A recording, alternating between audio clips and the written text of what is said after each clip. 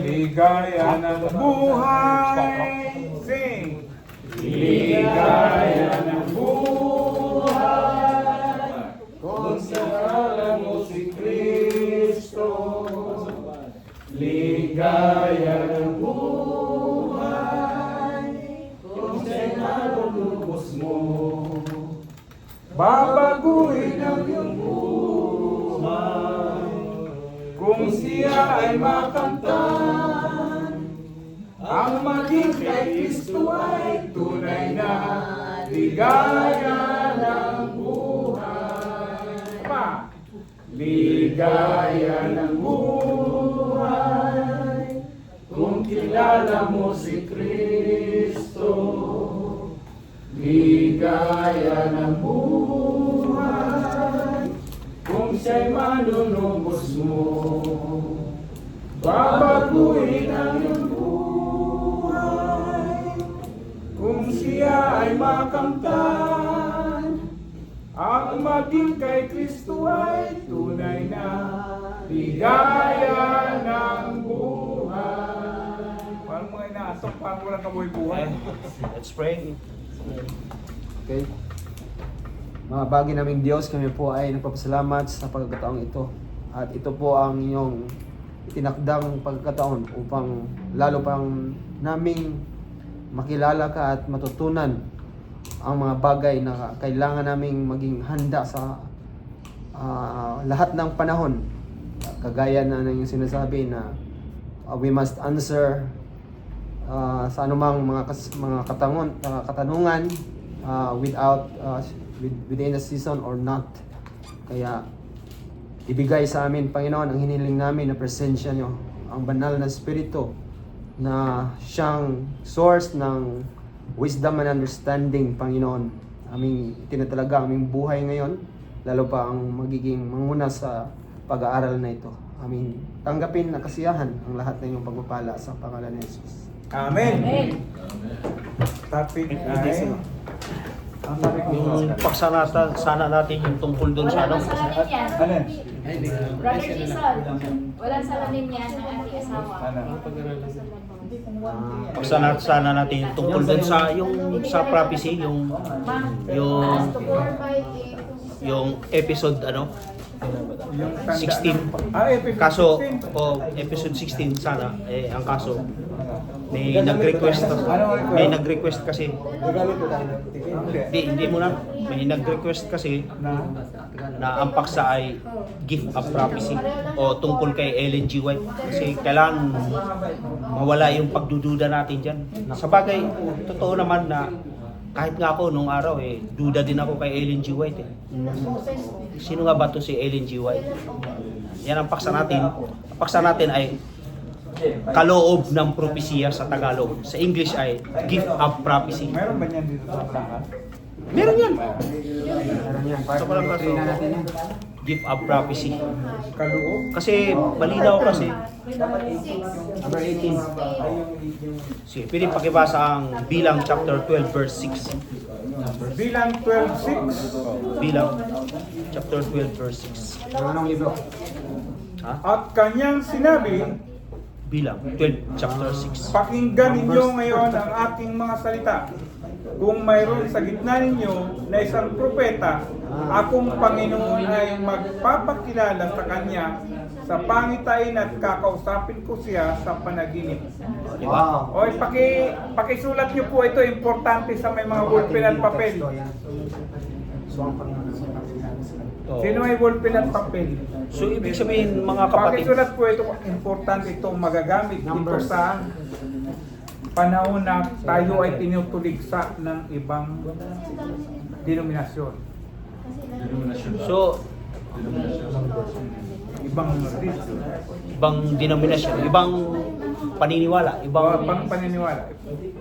ibang sekta. Kasi ginagawa kasi na iba, lalo na yung mga nainkwentro ko. Si Ellen White daw ay yan ang sinisimboluhan ng 666. Kulto. Yan, marami nagsasabi sa atin yan. So sabi rito mga kapatid, at kanyang sinabi, dinggin ninyo ngayon ang aking mga salita. Kung mayroon sa gitna ninyo na isang propeta, akong Panginoon ay pakilala sa kanya sa pangitain. ng vida. Nakakausapin ko siya sa panaginip. So malinaw mga minamahal ko mga kapatid, na ang Panginoon pala, ang Diyos pala ay talagang nagtatalaga ng propeta. Di ba? Kasi importante pala ito. Gumagawa ang paraan ng Diyos para malaman natin kung ano yung kalooban ng Diyos. Kasi lahat ng mga lihim ng Diyos, pwede natin malaman. Bakit? Kasi meron siyang lingkod na mga propeta. Amen. 3:7 ng Amos. Yes. 3:7 ng Sigurado yan. pasahin natin ang 3:7. Ano yung kanina bilang? Bilang 12:6. Sabi sa 7, tunay na ang Panginoong Diyos ay walang gagawin malibang kanyang ihayag ang kanyang lihim sa kanyang mga lingkod na mga propeta. Amen. Wow. Diba? Napaka-strong. Pangalawa yan na yun. Ang punto dito is pag 3:7 ng... pag may gusto kang alamin, Yung tungkol ay wala nang iba kundi yung propeta ng Diyos. Kasi ang ginagawa ng Diyos, lahat ng mga lihim niya, sinasabi niya o pinahahayag niya sa kanyang mga lingkod na mga propeta. So, ganon ka-importante ang propeta. Nakuha yung mga kapatid. Napakatindi. Kasi pag sumampalataya tayo sa Diyos, siyempre sasampalataya din tayo sa mga propeta. Yung propeta ng Diyos na itinalaga niya. At pagka sumampalataya ka, giginhawa ka pala, Sister Eva. Giginhawa ka. Ibig sabihin ng giginhawa ka, hindi ito literal na ginhawa, o pwede rin literal. Giginhawa ka spiritually. Giginhawa ka. Yayaman. Lalong lalalim ang pagkaunawa mo tungkol sa Diyos. Yun ang ibig sabihin na giginhawa ka. Yun ang ginawa. Saan natin mababasa? Ikalawang Kronika 20:20. 2 Chronicles chapter 20 verse 20. Basahin natin. Kronika. 20 siguro yun. 2020. Oo. Segundo. Paano Okay. 20-20. Lumampas. 21 sa kinaumagahan, Tama ba? sila'y maagang bumangon at lumabas sa ilang ng Tekoa. Habang sila'y lumalabas, si Jehoshaphat ay tumayo at nagsabi, "Pakinggan niyo ako, O Huda, at mga mamamayan ng Jerusalem. Manalig kayo sa Panginoon ninyong Diyos at kayo'y magiging matatag. Maniwala kayo sa kanyang mga propeta at kayo'y magtatagumpay." Amen. Tatagumpay ka pala. Dito kasi giginhawa ka yan. Giginhawa ka rito. Dito, magtatagumpay ka. Ano ba sa English, Sister Eva? Pwede pakiba. King James. Ha? Establish. Magtatagumpay. Establish sa Tagalog ay magtatagumpay. Maganda, no? Maganda. So ibig sabihin, hindi natin dapat baliwalain yung pag-aaral tungkol dyan sa propesya o propeta o yung gift of prophecy sa Tagalog ay kaloob ng propesya. Kasi meron kasi nagsasabi na hindi na importante yan, yung pag-aaral sa propeta. At meron din nagsasabi na ang propeta ay humangga lang, hanggang kay Juan lang. Pagkatapos nun, close up, canonization o yung Biblia. Canonization means yung fundamental creed ay sumara na. Yang 66 books na yan yung canon. Nagsara na yan. Sa Catholic belief, 73, tama ba? 72. 72. Ay, 73 sa Greek Orthodox. Tama ba yan? Medyo nakalimutan ko na yun. Yun. Tapos 72, Sister Eva. Ha? Kasama ni mga apocrypha dun sa... Yun na nga yun. Kasama na. Pero sa Protestant Bible, 66 lang talaga siya. 39 sa lumang tipan, 27 sa bagong tipan. So, nagsara ito kay Juan. Kay Juan yung revelador, o sabi nila. Pero tayo naniniwala, meron tayong paniniwala. Mamaya ating pag-uusapan yung post-biblical prophets. Usapan natin yon. Kasi may mga major and minor prophets. Hindi, pag sinabing post-biblical prophets, ito yung mga propeta na sumulat Or sila modern. ng... Siguro modern. Hindi, pag sinabing post-biblical prophets, Tapos na, after. hindi, pag sinabing post-biblical prophets, ito yung mga propeta na sumulat ng aklat pero hindi na isama. Hindi na isama sa Bible. Tulad ng aklat ni Nathan, wala naman tayo. Later sila, after ng... Hindi, wala. Ang ibig sabihin, hindi sila na isama sa Bible. Pero ibig sabihin... Pero tinawag silang propeta pa rin. Pinaniniwalaan pa rin silang propeta ito. Hindi nga lang naisama sa Bible. Ang tawag sa kanila, post-biblical prophets. prophet. Ewan ko kung bakit gano'n ang tawag. Okay yan. Oh. Pag sinabi kasi post, after yan. Oo, pero- After na na-establish na ang Bible, doon pa sila nag-prophesy. Oh. Di ang punto doon, katulad ng aklat ni Nathan, propeta din yun, pero wala siyang, yung aklat niya, hindi na isama rito. Wala kang mababasa rito, aklat ni Nathan eh, wala. Meron din paniniwala, yung aklat ni Enoch. Pero wala din tayo mababasa dito, yung aklat ni Enoch. Pero nandun sa, sa Catholic may Enoch wala. Ha? Sabi lang sa lost. Hindi, meron lang sinulat tulad na sina Justin Martyr, yung mga sina Eusebius, mga church historian sila, meron sila sinabi na merong aklat ni Enoch, hindi lang naisama. He walked with God. So, post-biblical prophets. Kasi may meron tayong mababasa, di ba? Na si Enoch, humula din siya. Eh, wala nga lang tayong mabasa na aklat ni Enoch, pero humula si Enoch. Meron nakarecord na humula siya. Oo, humula siya. Di ba nabasa niyo na yun? Genesis. Ewan ko kung nabasa na ni Sister Eva yun. Na si Enoch humula. Nabasa mo na yun, Sister Enoch. So, ibig sabihin, nung humula si Sister Enoch, si Enoch, ay meron talaga siyang aklat.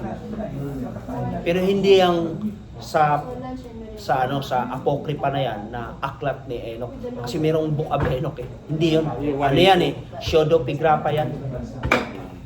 Ewan ko kung alam niyo yung pseudepigrapha means false authors or false writings. Hindi. Tulad ng Apocalypse of Peter. Kasi di ba may Apocalypse of John? Tayo, naniniwala tayo, sinasampalatayan na natin na si Juan ay, ang Revelation, ang sumulat talaga niyan, si Juan. Pero yung Apocalypse of Peter, ni-reject yung kasi hindi talaga sumulat si Pedro ng hula ng Apocalypse. Kaya Apocalypse of Peter. Kaya tinawag nilang pseudepigrapha yun. O false authors of false. So may upuan pa rito.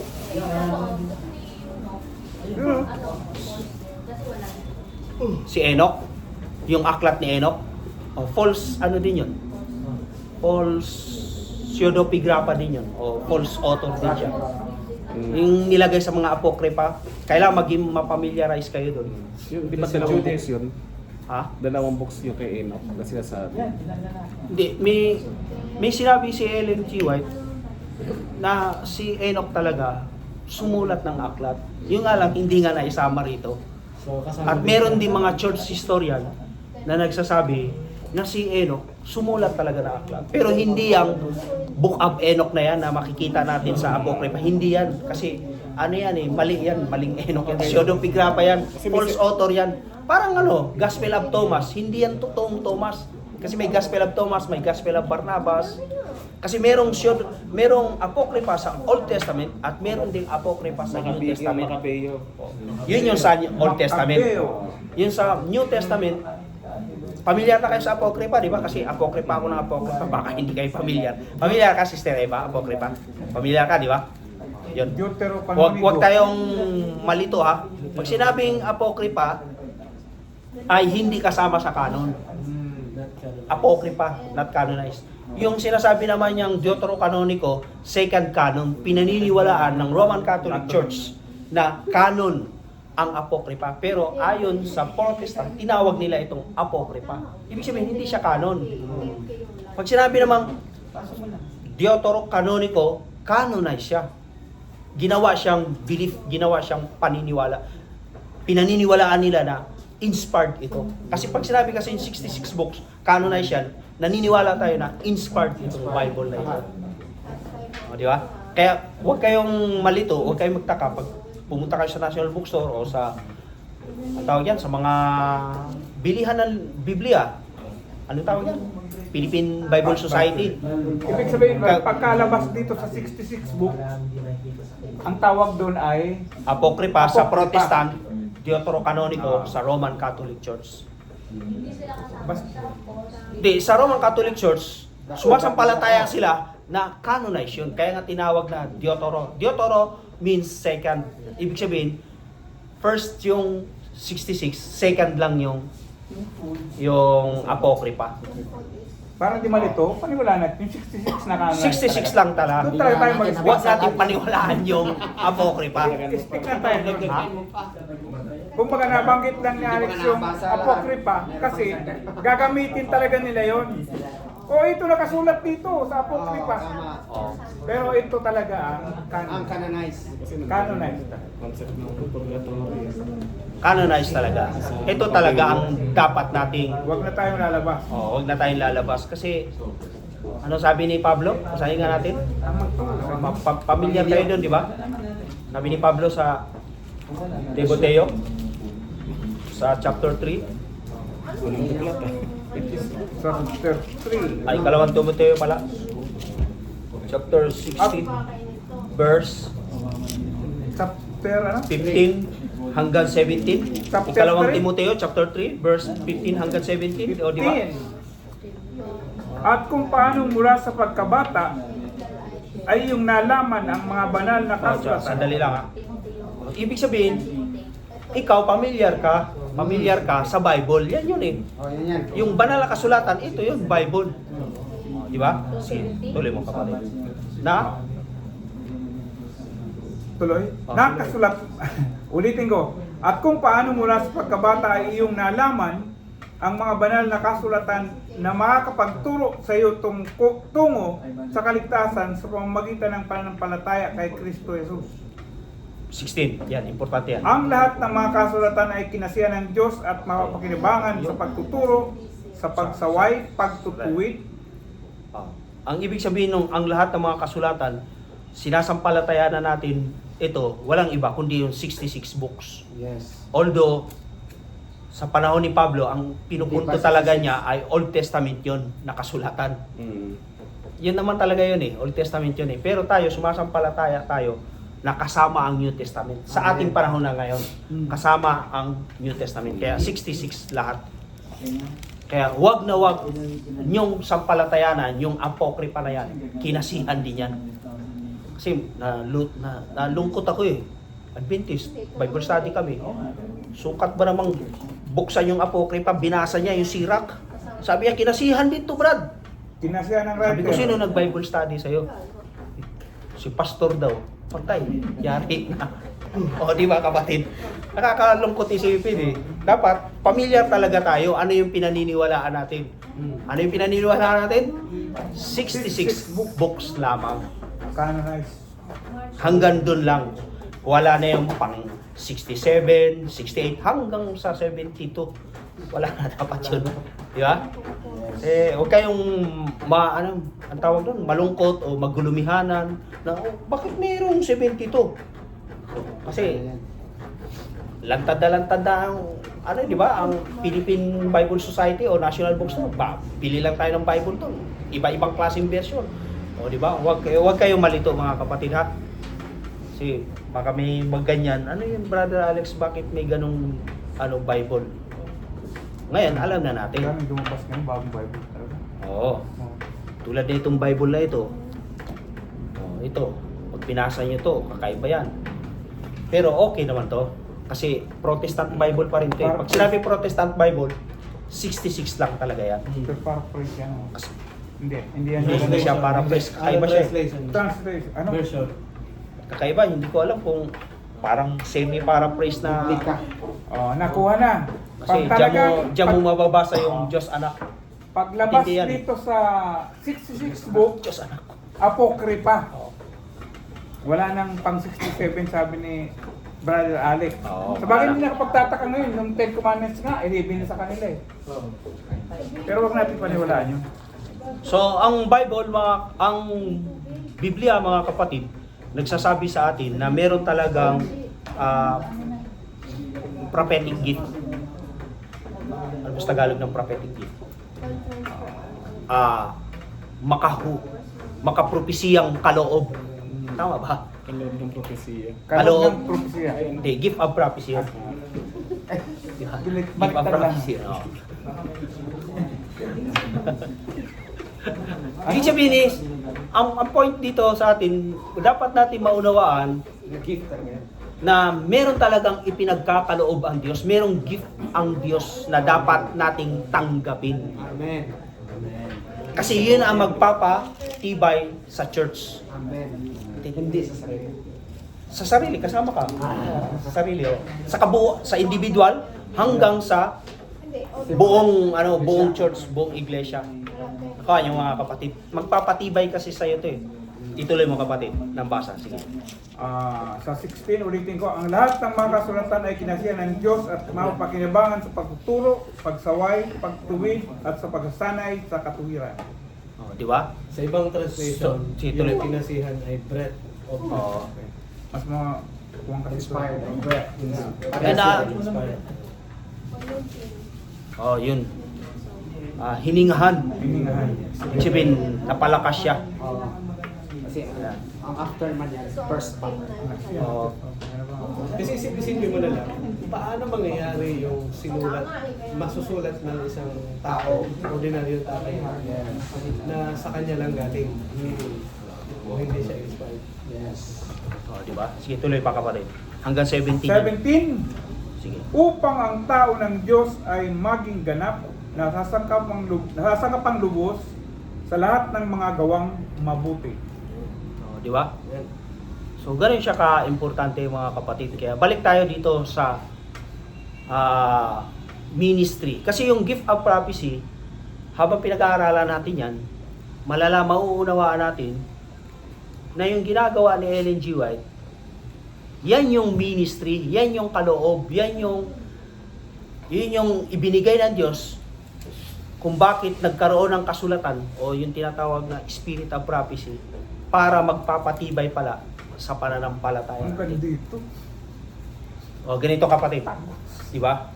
Bigyan natin halimbawa. Hindi ko na kailangan ng writings ni Ellen G. White. Okay na tong Bible sa akin. O di ba, Sister Eva?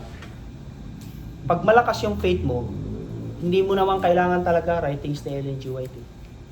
Pero kung ako ang tatanungin mo, dahil sa aking karanasan na rin, dahil sa mahina ang pananampalataya ko, kailangan ko pala ang sulat ni Ellen G. White.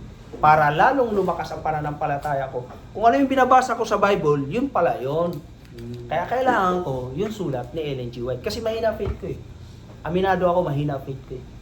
So para maintindihan ko, ano ba talaga ang pinupunto ng Biblia, halimbawa, tungkol dyan sa Sabat na yan, kasi may nakakalito, tungkol dyan sa Trinity na yan, at sa kung ano-ano pa mga doktrina tungkol sa Second Coming, ano ba talaga ang pinupunto. Habang pinag-aaralan ko pala ang writings ni Ellen G. White, lalong lumiliwanag sa akin. Para siyang para siyang microscope. Diba? Yung mata mo, pag tinignan mo yung papel na ito, hindi mo nakikita yung mikrobyo. Pero pag dinaan mo sa mikroskopyo, makikita mo yung mikrobyo. Yung SOP, siya yung parang pinaka-microscope. O ano, Sister Eva? Yun yun. So, ibig sabihin, kung malakas faith mo, hindi mo na kailangan writings ni Ellen G. White. Pero ako, kung tatanungin mo ko, aminado ka ba, Brother Alex, mahina faith mo? Mahina faith ko. O, di kailangan ko writings ni Ellen G. White. Ewan ko na lang sa inyo kung mahina pa faith nyo, malakas faith nyo. Di ba? Actually, marami nang challenge niyan. Oh. Pero, ang totoo kasi, ang Bible pa rin ang ating source ng ating faith, ng creed, na ating tinatawag. Kaya may sola escritura from kay Bible and Bible. Hindi ibig sabihin no, na ang writings ng propeta ay yun na yung parang mas, ano tawag nun, yung mas Brighter light. brighter light. Lesser light. Yun Yun ay lesser light. Ito pa rin ang pangunahin. Yung sa propeta ay pantulong yun. Pantulong yun. Kaya tinawag na lesser light instead of light. Eh, paano yung mga practices sa Bible na hirap? Yun, kaya may pantulong. It says, pinaniwalaan natin na yun ay inspired. Kasi kaya natin to napaksa, Sister Eva, di ba, actually, ang pinag-aaralan na natin ay yung propesya sa Revelation, di ba? Eh, bakit ba tayo napunta rito? Para mawala na yung pagdududa natin. Naalala ko, napag-aralan na pala natin to. Tapos na natin. Tapos na natin to eh. Tama, di ba? Tapos na natin to. Eh, bakit binalikan pa natin to? Kasi nag-request ka, di ba? Tama ba? Nag-request ka na pwede pa pag-aralan natin si Ellen G. White. Wait, is a question. Pagbigyan. Kaya pinagbigyan ko. Pero kung tutusin, may pananampalataya na tayo. Sino ba ang may duda dito kay Ellen G. White? Meron pa bang may duda? Kasi kung may duda pa, pag-aralan uli natin. Hindi, patay na yan eh. Patay na yan, oh. May... Ay, sige, kapatid. May Brad, kasi maraming tanong doon sa tungkol sa lesser light sa greater light. Pagkatapos ng topic, talakayan natin yung Ay, yung greater light tsaka lesser light. Yung pagiging propetisa ni Ellen White na Hindi, kaya tinawag tong greater light, ito, ni Ellen G. White. Kasi nga, nung panahon ni Ellen G. White kasi, maraming sumusubok talaga sa kanya. Kaya wala siyang sinabi na, propeta ako. Pero pag mayroong mga tao nagsabi sa kanya, propeta yan, hindi naman niya sinasaway. O di propeta nga siya. Hindi naman niya sinasaway. Nung tinanong nga siya, bro, ang isa sa writers niya, nung tinanong siya, sabi niya, I am not a prophet. But my word is more than a prophet. Oo. pero alam mo kasi Kasi missionary siya eh. Kaya importante pag-aralan natin ito, lalo na yung mga sinulat ni Ellen White kasi ang atake ay kinumbulsyon lang si Ellen White, naging propetisa na ng Seventh-day Adventist. Kaya mamaya yan ang pag-usapan natin pagkatapos ng topic niya. Kasi, mga kapatid, ito lang, no? Tatlong pinaka-importanteng bagay lang. Although maraming pwede pag-usapan natin, tatlong pinaka-importanteng bagay lang ang huwag ninyong kalimutan kung bakit merong gift of prophecy sa pamagitan ng ministry ni Ellen G. White.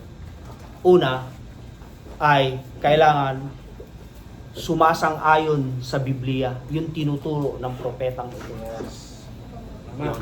Kailangan sumasang-ayon. Ibig sabihin yun ang sukatan. O, sukatan yun. Pangalawa, lagi niyan tinataas si Jesus Christ. Yes. Kasi merong mga naglilitawang propeta, hindi na pinag-uusapan si Jesus Christ. Hindi na tinuturo si Jesus Christ. Marami yan. Sila na. O, sila na. Marami yan. Hindi, although hindi man sila, pero hindi masyadong pinag-uusapan si Jesus Christ. Hindi talaga tinataas si Jesus Christ. Kailangan itaas. Sa writings ni Ellen G. White, halos lahat ng aklat niya, tinataas si Jesus Christ. Isa-isahin natin. Steps to Christ. Desire of Ages. Jesus pa rin yan. Christ Sanctified Life. Grateful to. Christ Object Lessons. Christ. Puro Kristo yun. Puro si Kristo ang pinag-uusapan doon. Ano pa? Yung story of redemption. Ibig sabihin ito, yung story ni Jesus Christ. Kung paano tayo ililigtas. Puro Jesus Christ yun. At meron ako nabasang Protestant Bible scholar. Sinabi talaga niya na meron akong nabasa na sulat, laging tinataas si Kristo. Alam mo kung sino binanggit niya? Si Ellen G. White. At merong Protestant na professor na convert siya. Alam mo kung saan siya na convert? Sa Desire of Ages. Bakit? Kasi ang pagkaunawa niya, si Kristo ang tinataas. Oh, napaka-importante nun mga kapatid. Kaya pagka mayroon kayong napag-aralan na nakilala ng propeta, hindi tinataas si Jesus Christ, bagsak yan. Iwasan na ninyo yun, mga kapatid. Magsalita ng stop. Oh, di ba? Function. Oo. Oh, hindi, meron ako yan. Ayan, meron. Ayun po, pareho na. Oo. Di ba? Yun yung mga, hindi, actually, napag-aralan na natin ito noon. Binalikan lang natin kasi nag-request si Sister Eva. Di ba?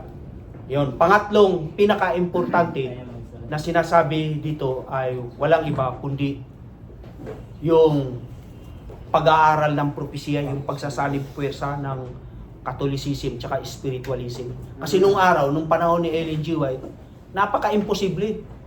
na magsama sila, yung Protestantism magsama yan. Pero ngayon, di ba, yung Anglican, yung bishop ng Anglican sa London at saka yung cardinal okay na sila eh. Mag-worship sa loob ng Anglican Church, pwede rin mag-worship sa church ng Catholics. Okay na eh. Compromise church. Oo.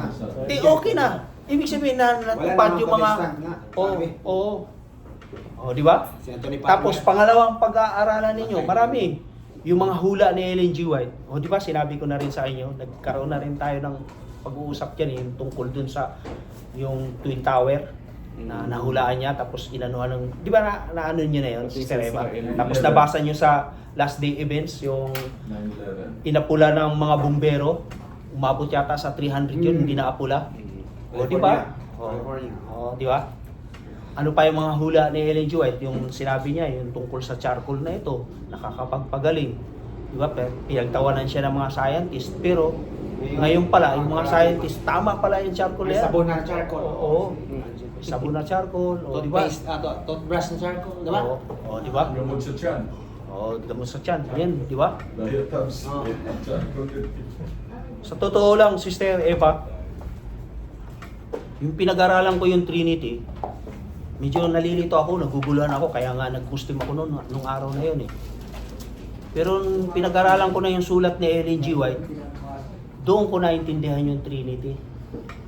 Ibig sabihin, tumibay sa akin yung paniniwala sa Trinity. Saan? Sa writings ni Ellen G. White. Amen. Ayun. Ibig sabihin, hindi ako nasinsay, hindi ako, malalim na Tagalog, ano? Hindi ako nalihis. Hindi ako napariwara. Lalong naintindihan ko ngayon yung Trinity. Ito pala, biblical pala talaga Trinity. Kasi may nagsasabi, hindi raw Trinitarian si Ellen G. White. Yung mga ganun ba mga kapatid? Kung mga malugo yan. Ayun mga kapatid. So kung tutuusin pa, naalala ko na, napaksa na pala natin to, dapat tapusin na pala talaga natin to. Sumasampalataya naman kayo, di ba? Tapusin na natin. Wala nang pagdududa.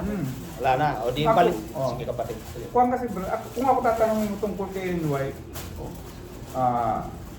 ang hinangaan ko lang naman sa kanya dun sa last day event, sa charcoal, ilan lang. Kasi lahat naman na sinulat niya, tinataas si Kristo. Puro nasa Bible naman, di ba? Most difficult Doon ko lang kasi nakita na 1,000 taon pa bago, hindi pa tinatayo yung World Trade Center, inihula niya na. Na hindi kayang iligtas ng mga fireman. Walang samantalang may prediction na fireproof yung building na yun, yung World Trade Center, di ba? Oo. Hindi guguho yun. Pero inihula ni Ellen White, magigiba yun. Doon ako bumili. Kasi ako, nung pinabaptisan ako, may pinipirmahan sa question and answer, diba, na kung naniniwala ka ba kay White, hindi ko pinirmahan yun kasi hindi naman ako naniniwala kay White eh. Pero nabaptize ka? Nabaptize. Pero doon sa questionnaire, Pareho kami. sa questionnaire Baka talaga, ikaw dun, di ba? Ganun Diba? ka rin pa noon. Sunod na ate. kaya nga Diba? pinalik sa akin nung, Brad, may kulang pa. Sabi ko, ayaw ko nga pirmahan yan, hindi ko nga siya kinikilala. Pero willing ka magpabautis, kilala. Kinakilala niyo Kay Kristo Jesus eh. naman. Kaya ako nabautis Kay mo. Jesus naman ang baptism. Pero nung bandang muli, no, mabasa ko yung may nagpayarang sa akin yung kwan. Sabi ko, okay naman pala ito. Saka yung sa ministry of healing niya, Walang baptism. maganda naman yung sa ministry. Balikan natin yung greater light tsaka lesser light. Bakit sinabi ni Ellen G. White yan? Kasi meron sinabi si Ellen G. White na importante na huwag nating kalimutan. Bakit greater light at bakit lesser light? Ito yung sinabi ni Ellen G. White. Sabi ni Ellen G. White, yung writings niya ay not to supersede the Bible. Ibig sabihin, yung Muslim, sinupercede nila yung Bible eh. Quran na, hindi na Bible ang dapat. Hindi dapat isupersede ang Bible. Hindi dapat tanggalin ang Bible o alisin ang Bible. Yung writings ni Ellen G. White, ay hindi isupresid ang Bible. Yan yung una. Pangalawa, not greater to the Bible. Kagaya ng ginagawa ng Mormons. Yung aklat ni Mormons, greater yun. Kasi sa pambungad ng aklat ni Mormon, ang mababasa mo to, ang aklat ni Mormon, ang pinakatumpak na aklat sa buong mundo. O di greater ang aklat ni Mormon. Kaya greater. So mali yun. Siyempre, tumpak yung aklat. Pangalawa ang sinabi ni Ellen G. White, o pangatlong sinabi ni Ellen G. White, not equal to the Bible. Kagaya ng ano, Kaya lesser. ng pasugo. Pasugo na yan, Iglesia ni Cristo. Pag magbasa ka raw ng pasugo, equal daw yan sa Bible. Mali yun. Ibig sabihin, Pasugo. Pala sa ibig sabihin, pasubo yun. Pasugo yun, mapapasugo. Ganun din yung mga saksi ni Jehovah, yung Watchtower, Sister Eva, Sister Marina, yung Watchtower. Equal yan sa Bible. Eh, mali yun. Oo, yan. Equal. Equal. Mali yun. Si Kibuloy. Hindi ko pa na ano yung kay Kibuloy. Wala naman sinulat si Kibuloy. Oh, pero si Kibuloy, hanga ako dyan. Sa pananalita mo lang makakuha si Kibuloy. Pero sa sulat wala. Talo siya sa butuan, kaya hindi sa kanya sa libutan. Yun lang, napunta sa eleksyon. Di ba? Hindi panalo siya, dinaya lang. Okay, balik tayo.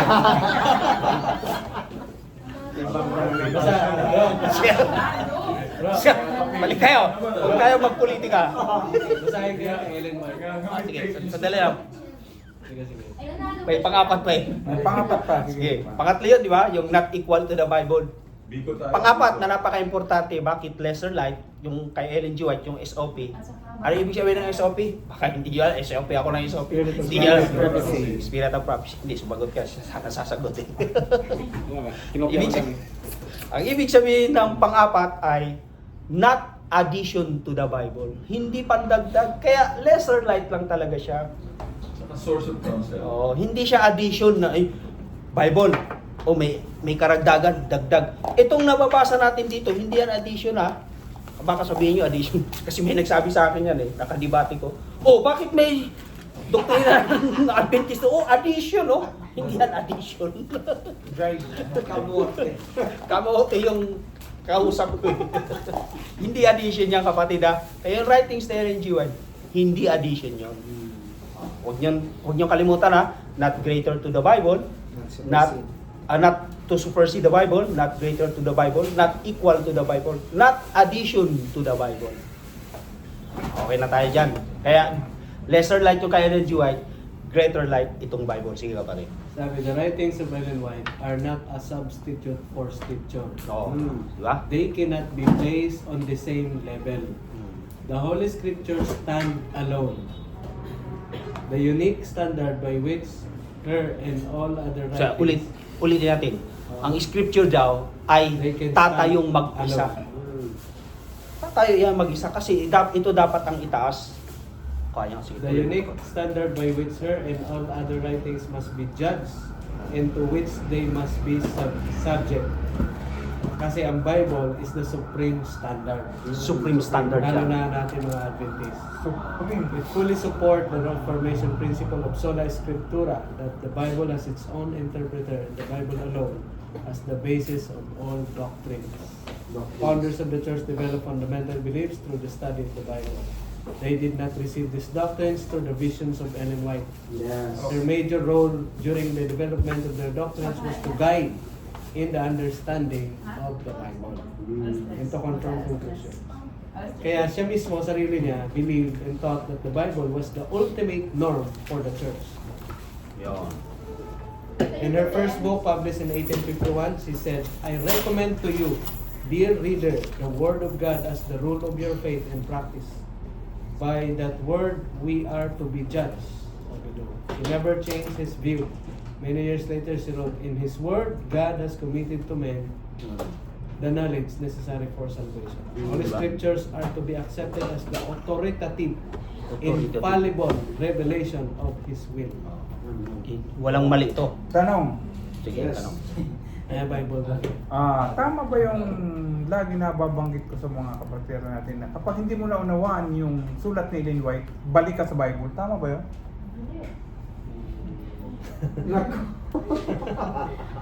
Ay, baliktad eh. Balik ka sa Bible. Oo. Diba kasi Pag hindi mo dapat yung naunawaan, writings niya, no? Source of ano nga. Kaya nagtatanong. Kaya nga, tama ba yung lagi naririnig ko na Pilosopo mo na, no? kapag hindi mo naunawaan yung sinulat ni Ellen White, balik ka sa Bible. Tama ba yun? Anong sagot? Tanong mo kung tama ba yun. Malimit ko marinig yan. Anong sagot? Tama daw. Tama. O bakit pa natin kailangan kay Ellen White na? Laser light lang pala yun. Dito na tayo sa Bible. Pero Ano ba ang dahilan ba't hindi mo naintindihan yung Hello. sulat ni Ellen G. White? Alin ba dun na bakit hindi mo siya naintindihan? Hello. Una, Hello. hindi ka nag-pray nung binasa mo yon. Actually, itong Bible talaga, bago natin to basahin, dapat mag-pray muna tayo. Kailangan natin yung guidance ng Holy Spirit. Kasi ang Holy Spirit talaga ang nagbibigay ng karunungan sa atin. At siya talaga ang sumulat ng Biblia. At siya din talaga ang nakikipag-communicate sa atin. Kaya naiintindihan natin ito dahil sa Holy Spirit. Ganun din ang pakikitungo natin sa writings ni Kasi Ellen G. yung White. binanggit niya kanina, yung test doon, di ba, maalala niyo, it should be have an agreement with the Bible. Kailangan yung writings niya agree sa sinasabi sa Bible, hindi nagko-contradict. Hindi nagko-contradict. Oo. Ay, sandali Brad. Yun, kung pag-uusapan ay kung totoong propeta o hindi. Applicable yun. Kasi kung, Oo, yung test di ba? sa Kasi writings kung niya. hindi natin magko-conflict Bible, hindi totoong propeta. Wala tayong duda dyan. Oo. Wala tayong duda. Saka yung accuracy of predictions. Yan. It contains yun. Tapos, the rise of modern spiritualism. Sabi dito, a close cooperation between Protestants. Basta ang pinaka number one doon, katulad nito, the acknowledgement of Christ's incarnation. Oh. So, Yun na nga yun, recognize na pinaka-importanting dapat malaman ninyo. Pagka hindi tinataas, naging tao. No? Kaya, ibig sabihin, sa maiksing pananalita, kaya pinag-aaralan natin yan, lalo kasama ng mga sulat ni Ellen White, pinatutunayan na natin na si Ellen White ay totoong propeta. Kasi sumusuporta eh. Pero pag doon sa isang aspeto na pagkaligo, di mo na yun babalik sa Bible, ibang usapan na yun. Ang point kasi dito, walang pasubali na si Ellen White talagang totoong Totoo. yes. yun. Yun ang nagpatunay sa kanya na totoo. Kasi Kasi bakit niya sinulat na na hindi siya prophet? Pwedeng Bakit? Ano tanong mo? Na hindi niya kiniklaim na prophet siya. Hindi. Wala May sinulat mong ganyan? wala siyang sinabi. Nung may nagsabi sa kanya na propeta siya, hindi niya sinasaway. So propeta siya. Dapat sawayin niya. Pero may mabasa. Kasi di ba may mababasa tayo na niluhuran si Jesus Christ. Hindi naman sinaway ni Kristo. So ibig sabihin, Parang Diyos si talaga Kristo si din. Kristo. Diyos siya kasi hindi niya masinaway. Para si Totoo Tomas. dapat sawayin. Pero O kagaya, sandali lang. Kagaya nito, si Pedro, sinamba, si Pablo sinamba. Sinaway nila. Yung anghel, ganun din. Sasambahin sana ng anghel yung, sasambahin sana ni Juan yung anghel, sinaway ng anghel. O, di ba? Eh, kay Kristo, ba't hindi sinaway ni Kristo? Thomas, hindi Diyos niya talaga sinaway si ni Kristo. si Thomas. Ganun doon kay Ellen G. White. Nung sinabihan siyang propeta ka, hindi naman niya sinaway. O, di propeta nga siya. Pero may mabasa ka na sinabi niya, tinanong niya, bakit sinabi niya hindi siya propeta out of humbleness? Yun. Kasi parang yung mga naging Kasi marami, nung panahon kasi ni Ellen G. White, marami nagka-claim na propeta sila. Ang dami. Nagsulpot ang mga propeta. Bago si Ellen G. White, mayroong pansumulpot ng mga propeta. Yan ang Tapos iniilagan. prophet. Yan din ang iniilagan natin kahit sa Oo. panahon ngayon na kasi maraming mga propetang nagsulputan. Kasi nakahula din yan, maraming mga hulaan propeta. Sa amin, meron. Ha? Di ba? Kung magsasabing sila Tapos tunay. tumakbo sa political Natanggap. tayo. Natanggap ko na po. Dapat talaga may subukan, Nung merong basihan. 28. May Kasi criteria. meron kaming binabible studyhan, nag-crusade. Natanggap ko Naniniwala na sila po sa sa 28. local na prophet. Natanggap ko na Kasi po. kaya sa Hindi ko Acts lang naman talaga natanggap. gift of prophecy, sinabi naman din sa Bible. It helps edify the church, yung prophet.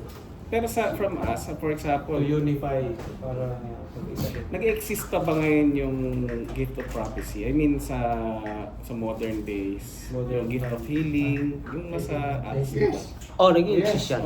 Gift So, of ibig sabihin, may healing, chance yung- pa rin talaga na may isa panahon na to, may lalabas at lalabas sa prophet. Oh, may naglalabas sa mga propeta. Pero may sinabi, Tunay, may I mean- sinabi si Ellen White tungkol dyan eh. Pero- After nung kanyang parang kung may susunod pa man, Basta ang basis na wala na. Sa ang basis natin, Basta ito. ang basis natin, hindi pwedeng ang tao ang siyang mag-dictate na siya ang propeta. Oo. Ang Panginoon talaga ang gumawa para maging propeta. Siyang pumipili eh. Siyang pumipili. Basta ito isa sa basis din, yung sinabi ni Juan. Sabi ni Juan, mga minamahal, huwag kayong magsipaniwala sa bawat espiritu. Kundi inyong subukin ang mga espiritu kung sila'y sa Diyos, sapagkat maraming nagsisilitaw ng mga bulaang propeta sa Yung kasi yung sanglibutan. talaga. So, ibig sabihin, pag sa Diyos talaga yan, susubukin mo. Ibig sabihin, merong pagsasaliksik, pagre-research. I-research mo siya. Ngayon, i-research mo sa Ellen G. White. Ganun ang gagawin mo. Marami nag-aaral kay Ellen White, di ba? Oh, marami.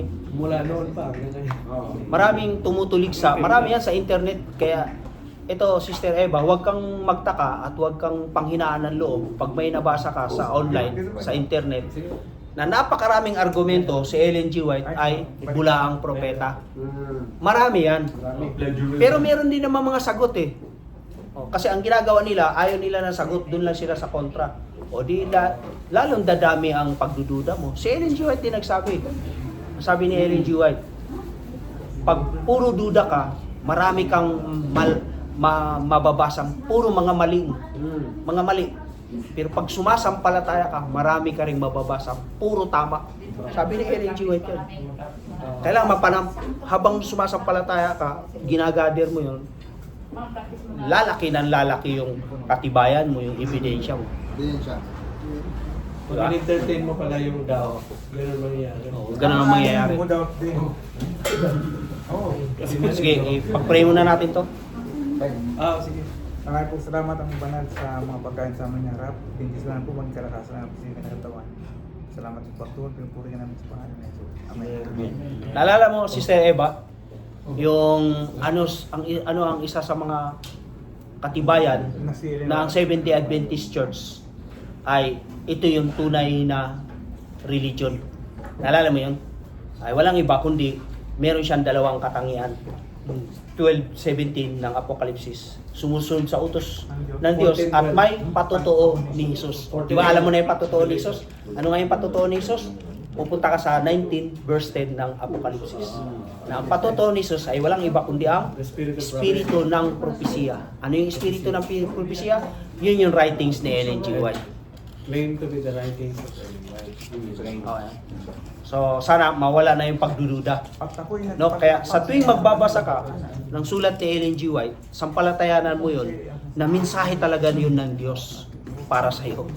Kasi pumapasok sa isipan mo, meron ako nakausap ng ganyan eh. Ay, hindi to sa Diyos, brother, sa bulaang propeta talaga to. Ayaw niya sampalatayanan eh. Ang gusto niya yung Bible eh. Hindi, Bible lang ako, brother. Sabi ko, sige. Ang importante, mag-aaral ka pa rin. Lalima mo pag-aaral mo. Pag nilalima mo, maiintindihan mo naman yan eh. Kagaya nito, bigyan natin ng halimbawa.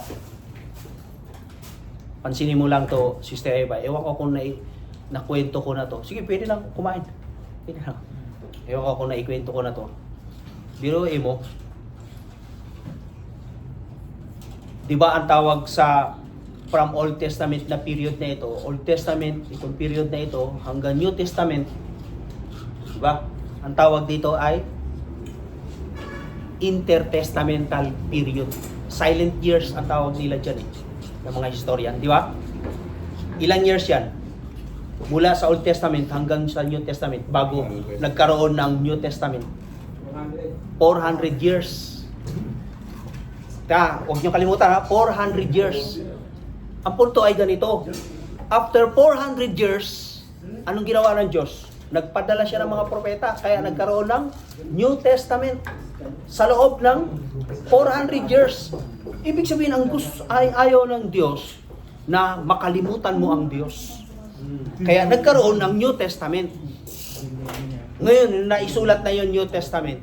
Mula, kailan ang pinakahuling naisulat ang New Testament? Anong year? 300. 90 AD, hindi yung Revelation. Ayun, 90 to 95 AD ba yun? Tama ba ako? Ano? Di ba? So, from 90 AD hanggang sa ating panahon ngayon, ilang years? 1,000 plus. 2,000 years. Imagine 400 years yung intertestamental period, nagpadala agad ang Diyos ng propeta. Sa atin, 2,000 years, mas mahaba. 2,000 plus. O di ba? Ang puntos is, gusto talaga ng Diyos na malaman mo kung ano ang kalooban ng Diyos. Kaya nagpadala siya ng propeta. Mahalaga yun. Ewan ko kung naintindihan yung punto ko. Ako nyo, mga kapatid? Yun yung dahilan kung bakit kailangan talaga may ibangon siyang propeta. Bakit? Kasi magsisilabas nga ang mga bulaang propeta. Magsisilitawan yung mga bulaang propeta na yan. Yung hula kasi, nakahula kasi. O, di ba? Lalo na, yan din panahon na lumabas ang ano, yung 1929 nga. Yan. Oh, yung Pero bro, at kung ano pa, marami pa yan. May no? naalala ko bro, may nabasa ako somewhere na ang unang binigyan pala ng message dumating sa lalaki, hindi kay Ellen White. O, dalawa yan sila. Dalawa sila. Si ano, si Ano yung pangalan nun? ano? Sino nga yun? Pero- Hindi, dalawa na yun. Yung negro yun eh. Pero hindi Si- niya tinanggap. Itim. na- O, itim yun eh. Hindi niya Oh. tinanggap. Hindi, mga Pilipino naman tayo. Pag sa kanila, Si Hazel Foss. nakaka-offend yun. Si Hazel Oh, Foss Hazel yung Foss saka yung isa. nabigay sa kanya. Yun, si Hazel Foss. Nandiyan, Sino nga yung isa? Hindi ko masyadong ano yung isa. Basta ang kilala ko si Putang Hazel ina, Foss. sino nga yung isa? Pero ang tumanggap Dalawa si yung Ellen sila. White nga. Pero si Ellen White, di ba, hindi siya nakapag-aral ng Sino ano yung isa? eh. Hazel Foss tsaka Dahil naging sakit din siya. Si Ellen G. White, Bilang going to grade 4 siya. Di grade 3 siya, going to grade 4. Going to grade 4. Eh, nabato, di ba tama yun? Nabato siya. Oh, binato siya. 9 years old siya noon eh. Binato. Sabi ng mga Alam mo na yun, scientific, nabasa mo na yun, di ba? Kinumpulsyon lang. Kaya may teacher niya, Panginoon na. kasi may nagsabi kasi na Kung sa qualification kasi sa denominational history natin, di ba Alex? Oo. Sa subject natin na denominational history, hindi siya maganda. Oo. Tapos, weak siya. mahina siya. Mahina siya. Kaya isipin mo yung gano'n makakapagsulat ng napakaraming books and tungkol sa 50,000 manuscript. Pero, hindi ibig sabihin na yung mga sulat na lang ni Ellen G. White ang babasahin natin para lumakas yung faith natin. Doon pa rin tayo magbe-base sa Bible pa Bible. rin. Oo. Yun nga ay lesser light nito na pantulong siya para mas maunawaan natin. Yung greater light. Bible muna ang babasahin natin.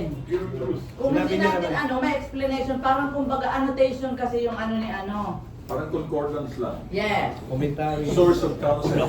Pero hindi ibig sabihin nun na uunahin mo yung kay Ellen G. White before ka dun magbasa sa Bible. Ibig sabihin na Source of may counsel. tuyo pa kayo. Oo. Ito yung masarap. Dito na sa Yan pala yung Hindi, masarap yan. Yan yung talagang pang Diba, Alex? Oo. Yan pala yung amoy kanina doon sa baba. Na-distract ako sa amoy na ito eh. Ang bango eh. Nakakagutom eh. Oo. Yan. So yun. Kasi sana mawala na yung pagdududa ba. Kay Ellen White na ma-amaze ka yung work niya, yung contributions niya. Yung... Sino may hawak ng CD dito nung kwan ni Ellen White? Mawala yung dito ko.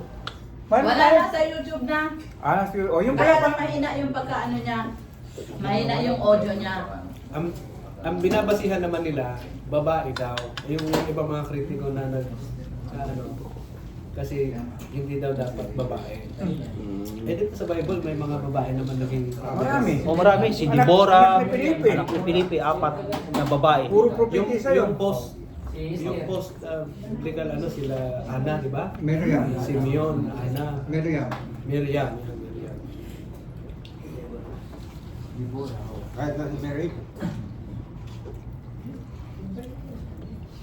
Masigasig. Kasi sinasabi nila, na hindi raw pwede maging propeta yung babae. Sabi niya. Turo Pero yan. maraming mababasa tayo sa May Bible. Baptist yan, tinuro sa amin. Oo. Yung Saka parang mali. question din ng Latter-day Saints.